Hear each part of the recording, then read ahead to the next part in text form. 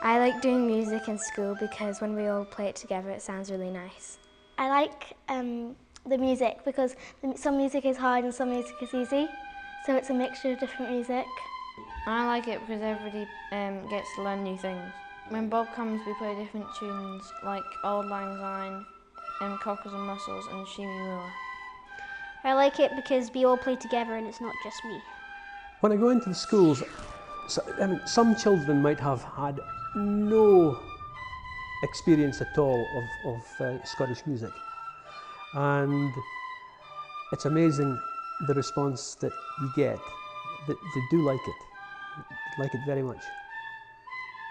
Music is a very, very important part of many people's lives, and in the north of Scotland we have got a very, very strong tradition, and I think that through the YMI that tradition is being upheld by tutors going into the schools and teaching them a little bit about their heritage.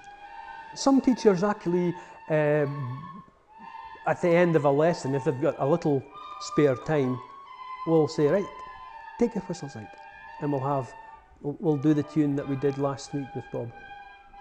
I think that the Youth Music Initiative is probably one of the most important things that has been brought in for music in schools for the last 30 years.